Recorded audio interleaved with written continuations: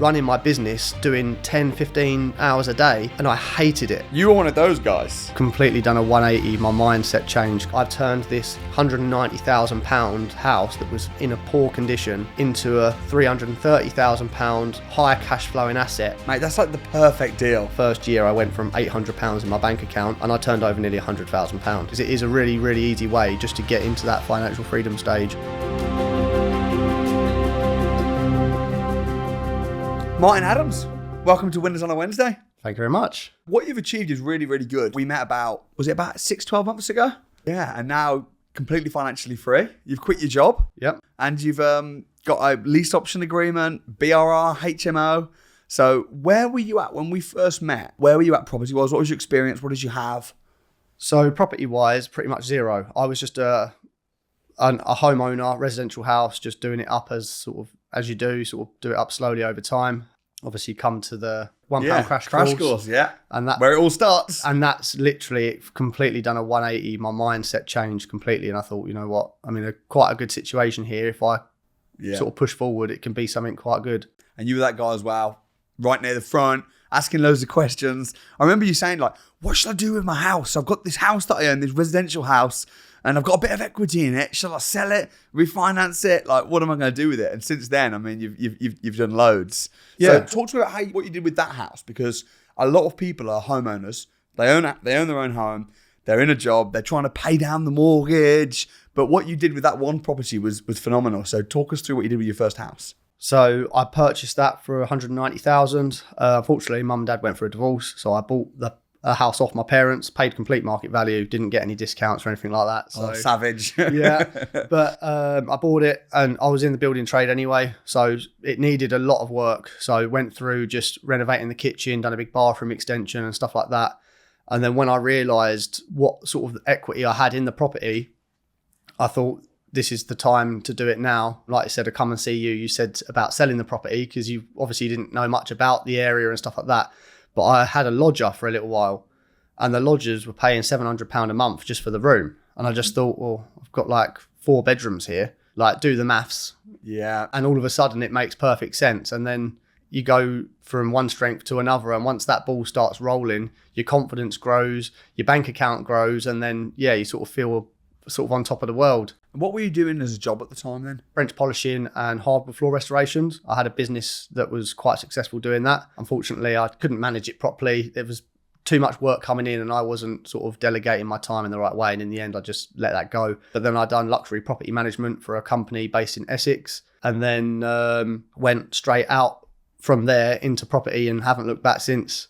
So that first house then, so you bought it for $190. Yep. You refurbished it using your skills in construction. Yeah. How much did you spend on the refurb? I'm going to say around 30,000. There was quite a lot of work that went into it. Brand new kitchen, brand new bathroom, all interior decorations, carpet, paint and all that sort of stuff. And then you realised, actually, there's a bit of equity in this house now. Yeah. Well, I bought it just before COVID, literally like a month before COVID. And then obviously because of that, house prices did shoot up quite a lot. They didn't come back down. Which nobody expected. No. I mean, when we went into lockdown, all the newspapers were sort of saying, oh, house prices are going to crash. And they didn't. They absolutely boomed. Yeah. So how much is it worth now, that house? We got a desktop valuation of 300, but nice. We're looking more sort of across 330 because of what's inside. You can't really sort of see that from a desktop valuation. So we've got a big extension, huge driveway and stuff like that. So you decided not to sell it, not to live in it either. No. And now you've rented it out as a HMO. Yeah, its cash flow is nearly turns over around £3,000 a month, sort of. That's around incredible. £1,500 a month profit. Yeah. And that was your home where you were living? Yeah. So you moved out, rented somewhere and rented that place out room by room? Yeah, I've got a good mortgage advisor and sort of she taught me through the consent to let process. And Talk me through that, because a lot of people that have got properties on a residential mortgage, they might be thinking, oh, I can't rent it out as a HMO because it will be breaking the mortgage terms. Yeah. What do you have to do? So it's super, super simple. Obviously, everyone's situation is different. But if you just say, oh, I'm going to go and live with a partner or I'm going to move away for a little while and I want consent to let my property out, you've just got to ring your mortgage provider and just explain your situation. So you get a letter of consent, notice to refinance it. No, it costs I think it's about £250. And then all they do is they just add that onto your mortgage sometimes. I didn't pay it at all. They just added it onto my mortgage term and it doesn't even come out your bank. So you don't even really know. So that straight away then really changed the game financially for you. Yeah, that pretty much gave me financial freedom. Just that one property there. I've kept my outgoings extremely low. Sort of don't live lavishly. I've got sort of an old van and stuff like that. Yeah. That was the main reason why I was able to sort of proceed and excel so quickly. After that property, what did you then go and do?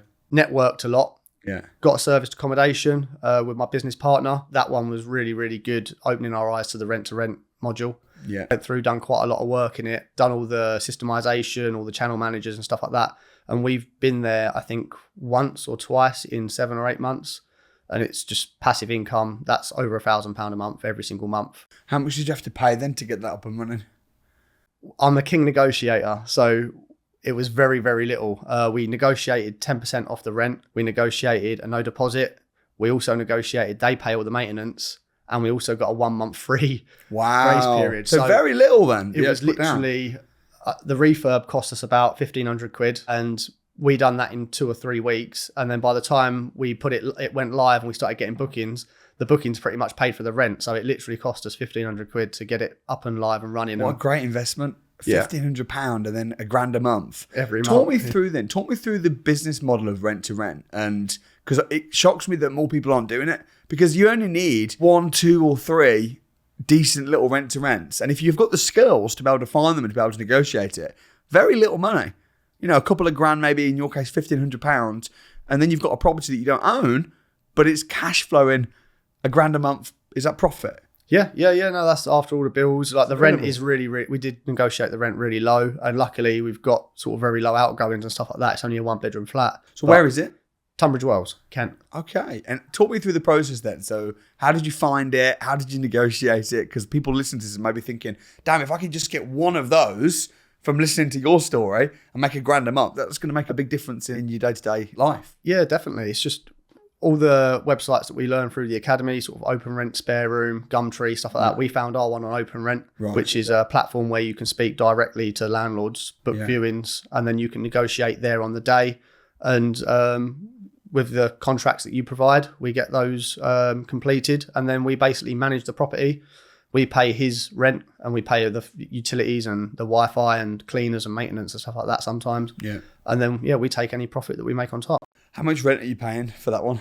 895 quid a month. And it's a 1-bedroom apartment? Yeah, it's probably worth around sort of 260,000. It's not anything wowie, but for £900 a month, it's a really cheap way to manage quite a large cost of a property. What's in it for the landlord? Why would the landlord choose to rent to you instead of rent, especially when you're getting 10% discount, you got a month rent free period, no deposit? Why would the landlord choose to rent to you as opposed to just, the letting market is booming at the moment. It's not difficult to rent a property out. Why would they pass it to you? Well, there's many, many different situations, mainly just through sort of peace of mind that the rent's going to get paid every single month through guaranteed rent. Right. With our situation, the big thing for him was that the house was in quite poor condition and the quality wasn't really there for the area. So we said, look, this is what we do. This is how we stage the properties. This is the facilities that we can bring.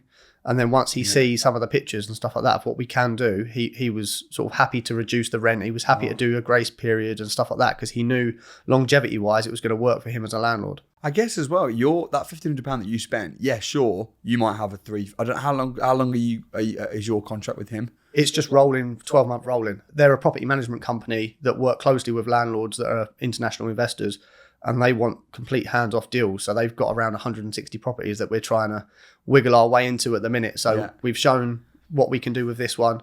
There was a couple that we didn't quite take on just because they didn't meet our criteria, but we're in constant talks with them to try and expand our portfolio and just try and make it as easy for them as possible. Yeah, because from the landlord's perspective, if you're spending £1,500 on his property, you're adding value to his property. Yeah.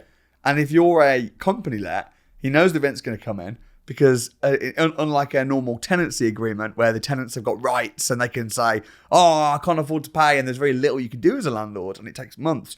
If you've got a company let, you've refurbed the property. If you then don't pay the rent to the landlord, he can get you out in 7 days. Yeah, that's it. We've got a contract for 14 days. It doesn't matter, 7 or 14 days. We pay our rent anyway. Good businessman. Yeah. But I don't know why there's not sort of so many more people doing it because it is a really, really easy way just to get into that financial freedom stage. Yeah. Build up your confidence, build up your knowledge, build up your network and sort of go from there. And from a landlord's perspective as well, it does make sense because even though he's getting 10% less, he's not having to pay a manager. He's not having to worry about tenants not paying their rent. He's got a property that's been refurbished. What type of people are then staying in the property? How are you getting £1,000 a month? How have you pushed the rent up so much? So most of it is we work quite closely with insurance companies. So there's a lot of properties around there that are having quite a lot of work done on insurance. So the homeowners will be, having something done to their house, which requires them to leave the property and stay somewhere else for a couple of months. And because the Tunbridge Wells area is sort of quite a historic and prestigious area in Kent, they don't want to leave that. So we supply them with a sort of a fairly cheap accommodation in a nice area, which is affordable for the insurance company. And all we do is we have one family come, they stay for 3-4 weeks, maybe a little bit longer, then they go, and then they just recycle and bring in the new families that are having work done elsewhere. Brilliant business model there. Yeah. That's brilliant. It took a little while to figure out our niche market, but it come across us by luck. And we had someone reach out to us and say, can we stay? This is our problem. And we found out who their insurers were. And then obviously we went direct to the insurer and said, look, this is what we can offer you. We can give you a 25% discount on sort of monthly stays. And yeah, they loved it. That's brilliant. And it's really important when you're doing serviced accommodation and short stay lets to really have a niche, because some people's niche might be tourists. But in Tunbridge Wells, maybe you don't really get tourists. If you're in Brighton, then you might have a lot of people wanting to go to the beach. But you've got to be thinking about, if I'm going to rent this property, how am I going to get maximum rent? And who's my target market? And the fact that you found that's really smart. So what's the minimum stay then in your property? So we've done it on a staging basis. So anything on the current week, you can book a minimum of 3 days. Yeah. And then the following week you can only book 7 days. And then the following week you can book 14 days. And then after that, it's a month. So if you wanted to book next week, you could only book 7 days. And then obviously if you wanted to book in March, you could only book for a minimum of a month. Yeah. So that just washes out all the little tiny single bookings in the future. Yeah.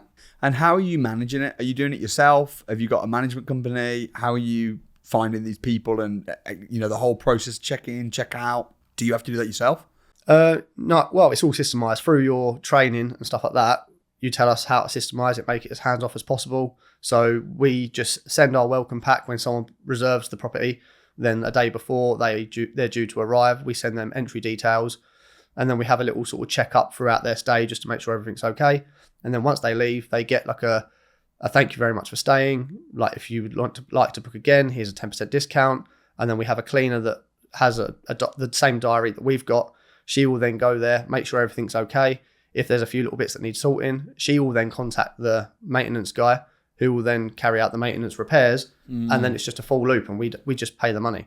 So they invoice us, we check the work's been done. If the work's been done, we pay them. So like I said, it's about an hour away from me, and I've been there twice in nearly a year. Oh, wow. You've been there this year? No. Nice. Last time I went there, I think was October last year. And then the time before that was probably, I think, June or July. So it pretty much is passive then, really? Oh, 100%. Yeah, it's minimal. And like that's what gives me the freedom to then go up to different parts of the UK to invest elsewhere, because I know that looks after itself. There's not that constant reminder in the back of my head, like, oh, what happens if something goes wrong? Because I've got that in place now. So you've got your HMO, BRR, which was your home residence. Yep. You then went into the rent-to-rent avenue, and that seems to be working well. What made you want to get into purchase lease option agreements? How did you discover that world, and what happened there? Through the academy, you get told about these wonderful lease option agreements. Which almost sounds too good to be true, really, doesn't it? Yeah, they're the unicorns of the property deals, so to speak. Yeah. And I can't remember. I think what happened was I went on to the lease option agreement course for the 4 days. Yeah. And of a night time, obviously, you're super pumped and you're really, really motivated to do bits. And I just went on social media and I just joined as many landlords' pages and property pages that I could, and then hoped the algorithm would just sort of start feeding me with sort of information and contacts and stuff like that. And I woke up the next day, and the first post on the top of my Facebook page was a landlord saying, I've got a tired rundown HMO. The license just expired. Would anybody be interested in this? Like, please reach out. And I managed to get his contact details. Obviously, loads of other people messaged him as well regarding it. But I think because I did have that training, I knew exactly what to say, how to script myself, how to present the offer to him. And I think it was out of 140 something applicants that he had, he chose me to go ahead. And I think I was the only one out of them that had the Samuel Leeds treatment. So, well, that's a credit to you as well, and to your shows. professionalism, and Thank you. to how well you sort of implemented the scripts. And I think as well, a big part of being successful is thinking about it from other people's perspectives. Yeah. So what's in it for this person? What's in it for that person? How can I benefit them? How can I help? Because ultimately, if you're out there thinking, I'm trying to get a rent to rent, I'm trying to get a lease option, well, that's not the right mentality. The mentality should be, this is my service. This is my product. This is what I can offer people. Let me find people that are motivated, tired, and see if I can help them. And if I help them and get what I want at the same time, then that's true business win-win. 9 times out of 10, what we do is we're offering solutions. Yeah. We're not selling ourselves as the best business in the world for rent to rent. Or you can say, oh, we need this property rented out. We've had a tenant that's left unannounced. We need to pay our bills. Or it could be that the house is in poor condition. It could be that they're in negative equity. It could be that they've got a financial distress that we can help them with. And that service that we offer and the customer service that we offer is usually what gets the deals across the line. Yeah. Coming from a business background, I know that business is usually based off of personality. If you can have a sort of a specific connection with the person you're doing dealings with and business with, they're more likely to confide in you, respect you, and sort of be truthful and honest with you as well as a businessman going forward in other deals. How long did it take you to become financially free after enrolling onto the training? I joined the academy in March, mid-March or April, and then I left my full-time job by end of October. Not long. So yeah, I think it's around 7 months maybe. Yeah. And it was scary. The difference that 6 months had on me mindset wise was unbelievable. I was that guy that when I was sort of in my early 20s, I'd be working 80 hours a week at an employed job, trying to save all my pennies and look after my finances and don't get the nice car on finance and don't go on the luxury holiday and just save the pennies. But it doesn't work longevity wise. It might work for a little while to get you to that next purchase, but it doesn't work sort of for asset-based investments. And then I went into business, like I said, and I started up my own business. And the first year I went from £800 in my bank account and I turned over nearly £100,000. And that was a real eye-opener then of how entrepreneurial I was and how likable I might be as a person. And why would someone trust me with we used to do floors in houses that were multi-million pounds in London. We had contracts with Burberry and Christian Dior and Harrods and stuff like that. And I think I'm just some guy who's just trying to earn a living, and these huge corporate companies are trusting me. And then when I went into the Samuel Leeds Academy, I thought I can really use my sort of sales, entrepreneurial business personality and push that and channel that into somewhere that really will set me up for life. And now I will never, ever have an employed job again. And I told my dad that at Christmas. We had a sort of little Christmas meeting, and he doesn't even know I'm on the academy. No one knows I'm on the academy. I've got 2 friends that know, and that's it. And I sat down with him and he said, oh, what's your plans for the new year? And I said, I'm never going back to work. I haven't had a job for 2 months. I'm going to be doing this. I'm going to be doing that. And his face was just like shell shocked. Yeah. Because he's come from an era where you work hard, you pay your bills, and you just survive almost. And to hear that from his son, obviously he cares about me a lot. He wants me to succeed, but he hasn't had the training. He hasn't seen what I've seen. He hasn't sort of, some of these guys that are on the academy and in the property industry are earning tens of thousands of pounds a month. And it's not that hard once you've got the right training, the right mindset, and the understanding of what you're offering to people and how it can be beneficial to you as well as them. How's life changed then over the last sort of 6-12 months? Crazy. I've never stressed. I sleep like a baby. I have all the time for the gym. I'm eating well. I've got so many more friends now. I was quite a introvert person. I like to just sit at home, do my own little thing, because not many people were on the hustle like I was where I was living in Kent and stuff.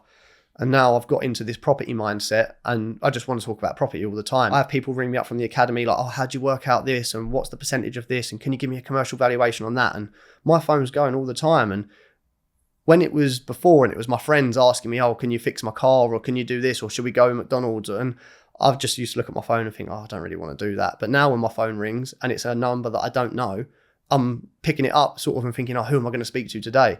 Rather than sort of thinking, oh, I don't really want to answer that. So adding value to people's lives through the experience and education that I've received for me is just priceless. And I think as well, that's the thing with property.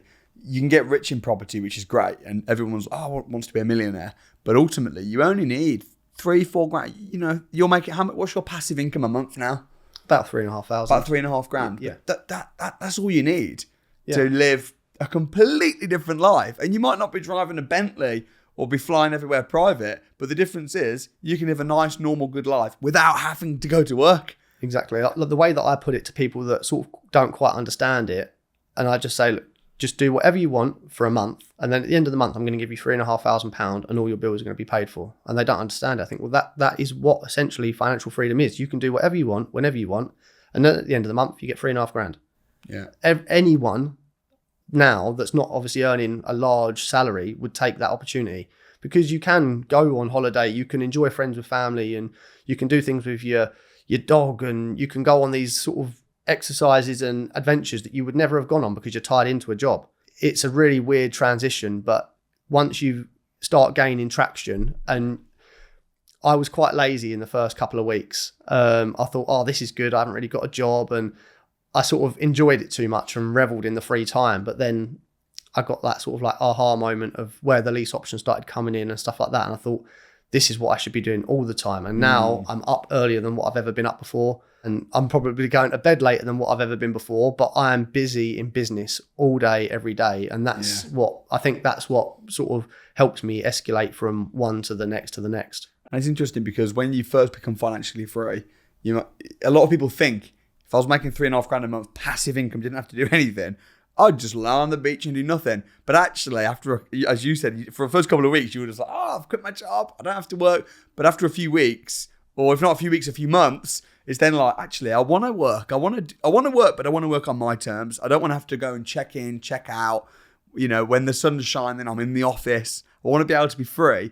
But actually, without doing anything, it's a bit not mind-numbing, isn't it, really? You have to have a purpose. Yeah, I think the mastermind on a Monday is huge because everyone's there talking about their success, and you think, my little 3.5 grand, and you think, look at what I've made. And then someone comes on and goes, I've made 15 grand this month. And I think, right, back online, back to this, start getting viewings, because I need to, it's not a competition, but it's that information that you receive that builds your motivation up and think, well, there is still more for me to do out there. It's just like 3.5 grand is just the start. Like the end of this year, I'm looking at earning sort of maybe 10,000-12,000 pounds a month. Then that's when the development comes in and we sort of really start to scale big HMO portfolios, which is what I'm sort of trying to specialize in. What have you got at the moment in the pipeline then? A bunch of viewings in Lincolnshire, in Grimsby, Cleethorpes, Sheffield, Boston. I've had a lot of meetings with councils regarding all of those towns as well, just trying to get sort of show my face, say, look, this is what we're trying to do. And you'd be surprised at how many unlicensed HMOs there are in certain areas. Okay, well, that should be licensed. And because what's happened is because COVID's come in and there was no personal contact, they haven't been able to do any checks. And because COVID went on for a couple of years, most of the HMO licenses have expired and no one's been able to come back in to issue new ones. So there's so many houses out there that are operating as unlicensed HMOs. Illegally, and landlords are just sitting there with their hands in their pockets thinking, nothing's going to happen.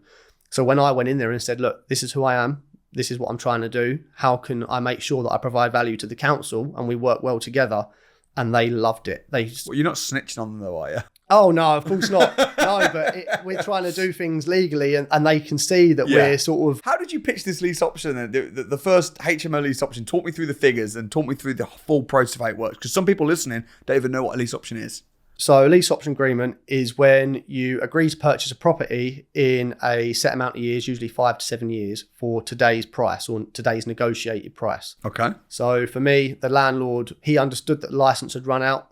It needed a lot of work. There was a few damp patches and sort of the maintenance that wasn't done very well at all. There was a small fire in the kitchen and stuff like that, and it had just been left. So he's just a bit of a passive, head in the sand, tired landlord, property going to rack and ruin, running illegally. Yes, he's got potential, but he hasn't got the time, inclination, or maybe the money to get it up and running. Yeah, he's got a large portfolio, and the HMO was the one that was sort of his burden. There was always something going wrong with it due to lack of maintenance, lack of management, and I think, to be fair to him, a lack of knowledge as well. He hasn't had the knowledge from the academy of how to systemize it and how to put the right things in place. He skipped the class.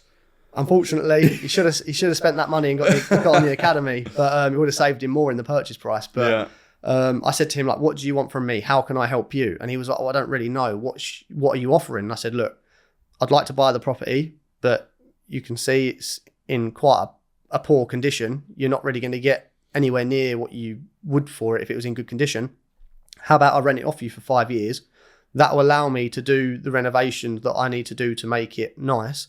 And then I'll buy it off you in 5 years. And he was like, yeah, great. The desktop valuation was 150,000 5 years ago when the HMO license was first stated. I've agreed to pay 130,000 for it in 5 years' time, which I think it's going to 5 years as well. I think it's going to be around 185,000. So there's going to be 50 grand sort of equity just easy. And that's assuming that there's not good capital appreciation. Yeah. I mean, it might be 250. You just don't know how the market might go. No, exactly. And he didn't get a HMO evaluation either. That was just a bricks and mortar house valuation. So I know that Kent Reliance now are recognising 5-bedroom HMOs as commercial properties. So I might even be able to get that commercial property valued, which will be about 240,000. So there is real potential there.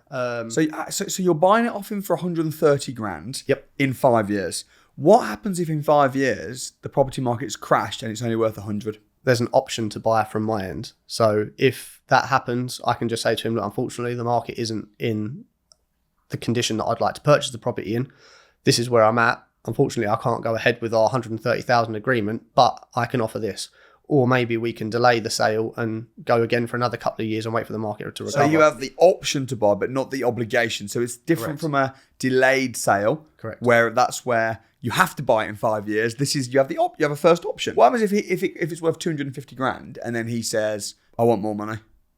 Unfortunately, he doesn't get the same benefits that I get. We have brilliant contracts written up by you and your legal team, and he agreed to sell me the property 5 years ago. So when the 5 years comes round and the market has gained a lot of traction and it is worth a lot more, that's my benefit. And unfortunately, he's obliged to sell the property to me at that agreed price. What happens if he tries to sell it behind your back? If it goes up in value and then he says, Samuel, I'll sell it to you for 180 and it's worth 250. Can he just do that quietly? I'll be making a swift call to my legal team and say that this cannot be done. Interestingly breach as well. Of contract. Yeah, not only breach of contract, but because you've got this all drawn up properly, right? Yes, yeah. So there'll be a note on the title deeds.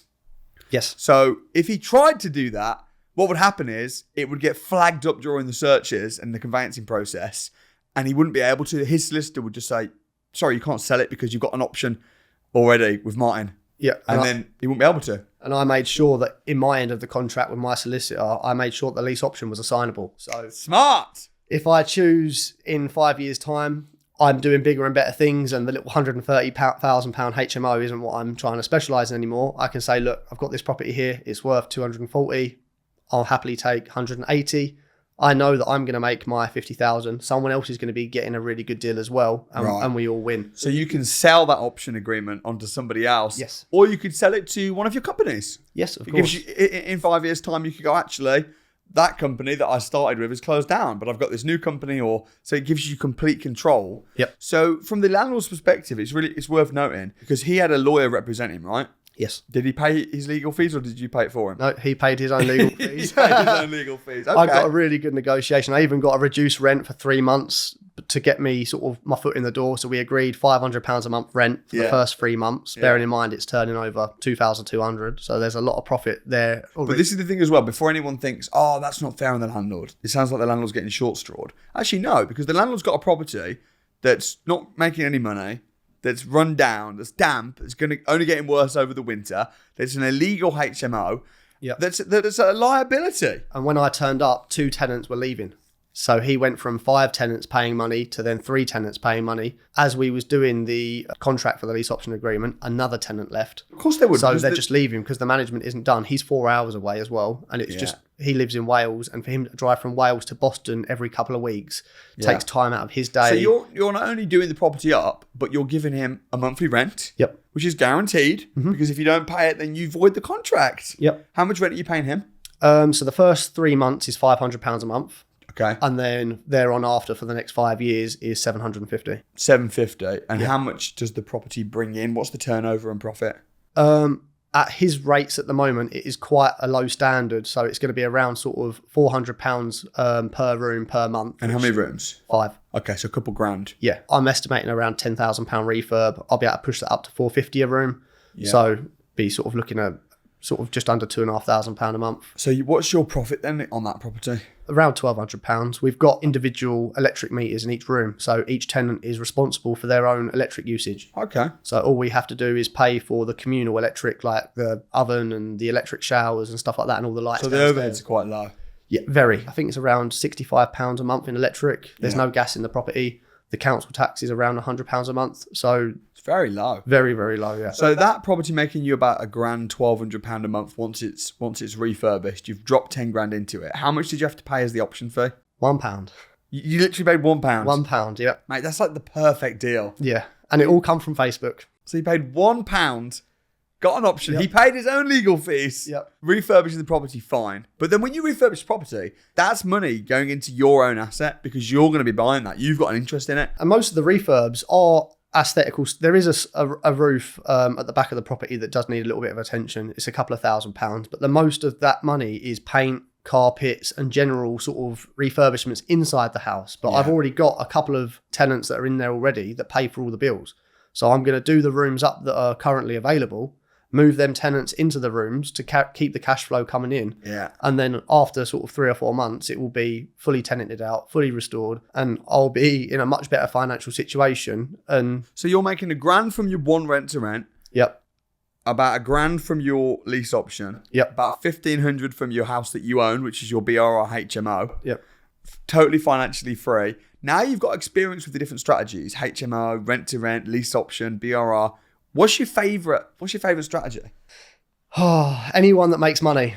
Right. Any strategy that makes money that I can provide service for. But I must admit, coming from a tradesman background, I do like the buying the really sort of the probate properties and the really rundown properties and turning them into something myself. I do all the management. I do all the design.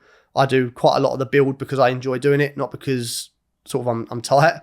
But I do enjoy doing that process. And I know if something does go wrong or if there's a hiccup somewhere, I know what's gone into that project to where we can correct it. I think you need to kill the lease option thing. I do. And you've got a list of all these HMOs that are illegal. Yep. How did you get that list? Just through council. You can just go to the council, ask them for a list of all the HMOs that are currently licensed, and some of them you can see that where the license runs out, the system hasn't actually updated. So you can see that there'll be a HMO license from 2017 to 2022, but it's still actively trading as a HMO, even though it's in 2022. But it's expired. But it's expired. So you can literally just even knock on doors and sort of ask for landlord's details, or you can just write them a letter or try and reach out to them on social media. There's multiple ways to contact them and just say, look, I understand this situation. The property is probably not going to pass the HMO license these days because regulations have changed. Like with the one that I've got, I noticed that all the fire system was really, really outdated. There was a lot of things there that wouldn't pass HMO licenses these days. Consumer unit wasn't in a fire resistant box and stuff like that. So that's all things that you can use towards your advantage to either get the lease option agreement or to negotiate a much lower purchase price or management price and stuff like that. That's genius. I love that. So you're basically putting the pain point on tired HMO landlords and saying, look, I can rent it from you on a corporate let, I can buy it below market value, or I can do both. I can rent it for 5 years, do it up, buy it at the end. Which one's best? Yeah, we can even offer management. Like, we know now how to manage the properties. We know what the target audience is. We know how much money they make and how much money they cost. Yeah. And it might just be that, look, I want to keep the property. I don't want to sell it because, I don't know, it's for my kids or it's a long-term investment project. Yeah. However, I don't want to sink all the sweat equity and the man hours into it. So then that's where we come in and we say, look, it's going to cost £10,000 to bring it up to standard. You need to foot that £10,000. It will then generate you, I don't know, £2,000 a month profit. We'll take our 15% or whatever the negotiations would be. So it's not always sort of about taking advantage of landlords and stuff like that. It is offering solutions. So they might not want to sell. Right. So, okay, then you don't want to sell, but do you still want to manage it? If you don't, then here we are. Makes sense. And that's the thing as well. When you say what's the best strategy, and you've probably heard me say this before on the academy, but there isn't really a best strategy. It's about having a suite of strategies and having a toolbox to be able to say, what are you wanting to do? Do you want to sell? Do you want to rent? Do you want to do this? Do you want to do this? And depending on what they want to do, then you kind of come in with the right solution for them. They're happy, you make money. Yeah, exactly. And they say the average millionaire has 7 streams of income. So if you can do a HMO, a lease option agreement, a couple of serviced accommodations, you're halfway there. Yeah, absolutely. What's been the biggest learning point then over the last 8 months or so? Mindset. It's been a very humbling 8 months because I've always been quite financially safe. I've always had sort of, I'd like to think, quite a large amount of savings, more than I should ever need. Right. And I don't know why, looking back at it now, I don't know why I was doing that. I was just sort of looking after my money, taking care of it and just stacking up pound coins every single month. And I didn't know why I was doing it. Now I understand that you have to spend that money to then receive it in a later point in life. Yeah, you might spend 10 or 15,000 pounds now, but how's that going to benefit you in 12 months time? It might be that pays you tenfold.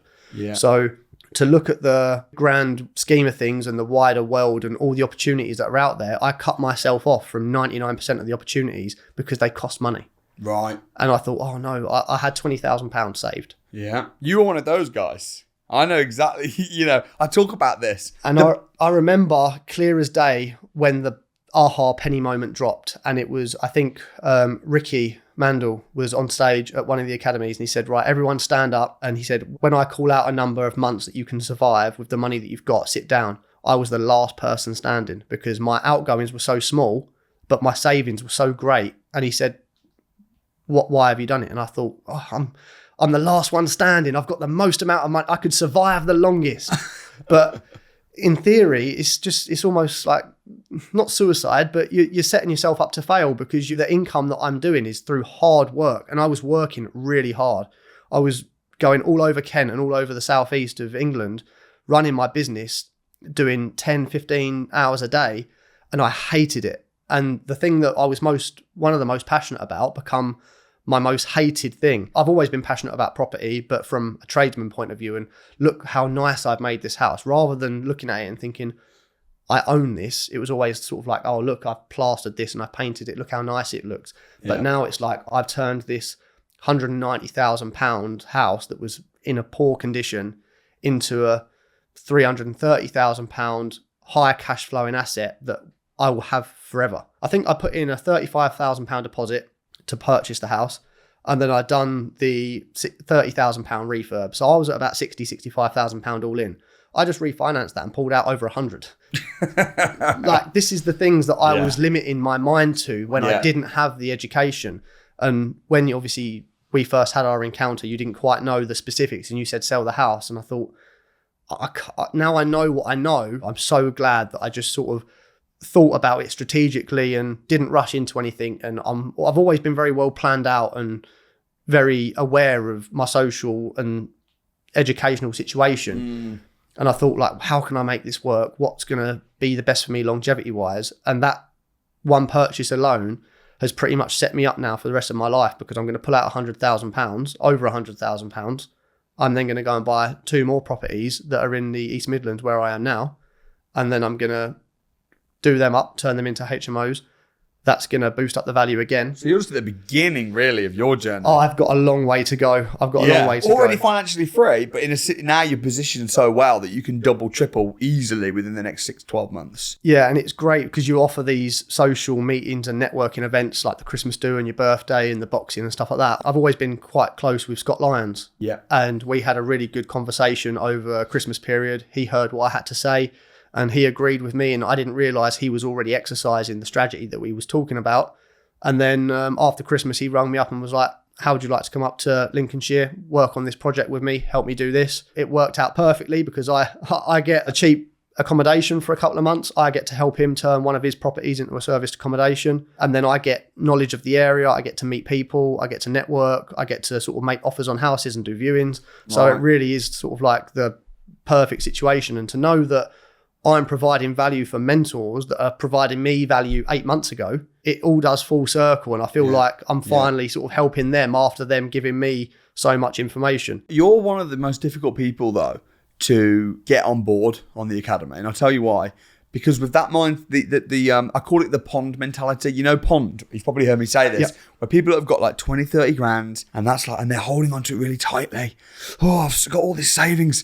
I'm doing well, and it's like their security. And I say, if you want to be rich, rather than being a pond and holding money like this, you need to be a reservoir and let money flow through you. Because when you get a rent to rent, a lot of people that really say, "Oh, I want a rent to rent," or "I want this," or when it comes to it, they don't actually want it because they're, "Oh, my overheads are going to go up," and they're in this poverty kind of mindset mentality. So my question to you is, what changed? How did you go from that to a reservoir mentality, and how did you justify dropping £12,000 on the academy when you only had 20 or grand or so, and you had such a frugal mentality and you worked so hard to save that money? What switched? The first crash course that I come to, it was just full of information, and I just thought, like, if this was £1, what's going to be on the other courses? Yeah. And the one that you advertised on the £1 crash course was the BRR to HMO. And I thought, this almost perfect. Like, that's what I want to do. That's what I'm passionate about. And then you said there was a limited amount of tickets left and stuff like that. And I remember just... And sometimes people think, oh, that's just BS sales, but there is, it has to be, with the amount of mentoring and that. When you turn up and you see how many seats are full, you realise it's not BS. Yeah, because how many empty seats there are. It's like there's never an empty seat. No. Some people are stood at the back sometimes waiting for more seats to be brought in. We're oversubscribed. Yeah, and it speaks volumes for the sort of service that you offer and the education that you provide. Because once I done that BRR to HMO, for the signatures, like to provide your information to pay and stuff, I run from the front. Like I said, I used to sit at the front of the hall, and I run all the way to the back, and I made sure that I was the first person to sign it. And then from then on, it was £2,000, but that was a commitment to myself financially that I've got to take this seriously. Like, that £2,000 might take me another 2 months to replace, for my savings wise, but it could also earn me so much more than that. It's true. And then I didn't really notice the reservoir motion until I left my job. So I had the £20,000. I spent the £10,000 on the academy and the other bits and bobs. So then I was down to 10, and I thought, I've never been this financially, like, to me, I was poor. Yeah. And I was thinking, what am I going to do? What am I going to do? Then the rent to rent come in, and then I started to rent the rooms out in the HMO. And I left my job at the end of October. And then by the end of January, or towards the end of January, I've got more money than what I had at the beginning, and I haven't worked. Yeah. So that reservoir thing ticked to me at Christmas when I see money coming in and there's not much money going out. Obviously, there's not as much money going out as money's coming in. I think I haven't worked for 2 months, yet I have more money than what I would have had if I did work. Because now you're a reservoir. And now I'm a reservoir. It's just going to get bigger and bigger and bigger. And like I said, towards the end of the year, I think £10,000 a month is really achievable with what I've got in mind. Yeah, and you can't save your way to being rich. You have you have to learn new things. Instead of working harder, you have to work smarter. Yeah, and you have to understand where the financial increase is coming from. It might be through negative equity, and you're buying a house below the actual market value, which means you've instantly earned a little bit of money. Mm-hmm. It might be through cash flow, where it's a high cash flowing asset and you're earning money monthly, or it might be that it's capital appreciation, and in 5 years' time, someone might say, 5 years is a long time. If you bought a house and then in 5 years' time it had gone up 100,000, that's a really good investment. That's 20 grand a year profit. It's some people don't even earn £20,000 a year. If you do your due diligence and you do the right education and you learn from good people, you will make those correct financial assets to know that it's going to come back. It's just a matter of how long, how much, and how many. So and you have to invest something to get. If you don't invest anything, then there's no returns. No. I think I saw someone once said, billionaires invest millions to become billionaires, and millionaires invest hundreds of thousands to become millionaires, but broke people want to invest nothing to get rich. Yes. You've got to invest something, but you've got to push through. And I know you've mentally as well had to push through. What's this you got here? Talk to me about this. So this is, I don't know if the camera can see it, but this is a bottle bottom of a bottle that broken glass. Yeah, bit of broken glass that during the academy, mind over matter, you have yourself and your team there standing with us whilst we walk over broken glass. And it's real broken glass. And it is real broken glass. And there's a lot of people that panicked because it is quite daunting when you you take your socks off and everyone's there in their bare feet and you've got to walk over probably 3 meters of broken glass. Which we've just smashed up at the bar. Yeah. And there was a bottle that wasn't broken and I stood on it and it broke. Oosh. And this is the bottom of that bottle. And I picked it up. I thought, it was the only clear bottle that I could see in the whole sort of the walkway. And I picked it up and I thought, that's like kind of cool. And then Ibby, one of the mentors, had a black Sharpie pen and he was sort of just playing around with it whilst helping other people. And I said, Ibby, can I borrow the pen? And can you sign it?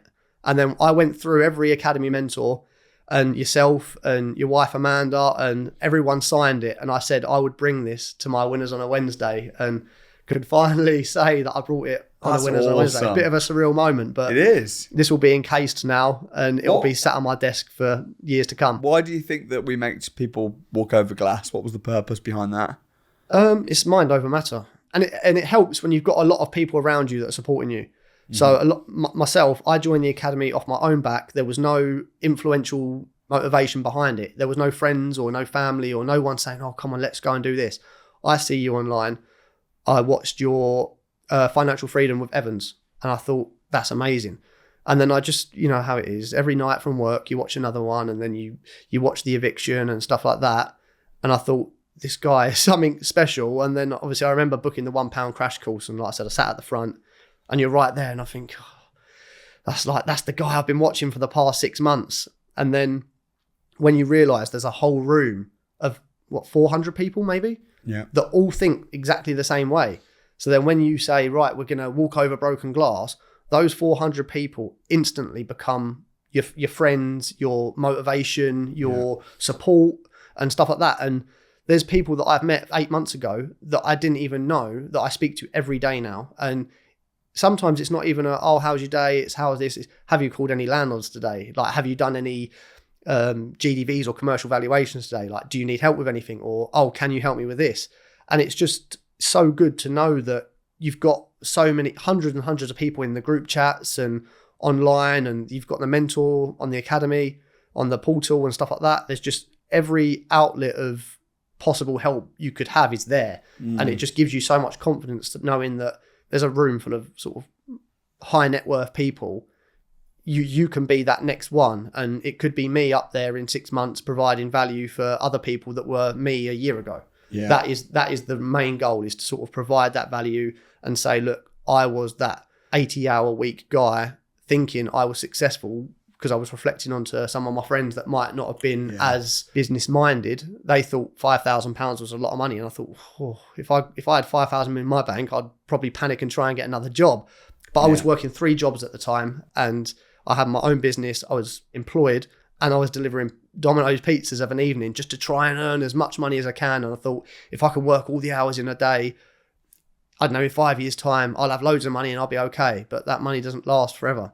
Yeah. So spend it, make good investments, and then it will come back to you in full circle. Wow. Well, I'm well impressed and inspired, and hopefully people have been able to take a lot of value from this. What's the best way people want to reach out to you? Are you on Instagram? Do you have a website? How can people get in touch with yourself? Yeah, so you can reach out to me at martinadams_property on Instagram, or martin at m3pi.co.uk for an email address. Well, we'll leave that in the description as well. We'll leave you details if people want to get in touch. And hey, it's been a real pleasure. Big respect. And I look forward to what you can achieve in the next 12 months. Thank you very much. Appreciate it. Well done, Martin.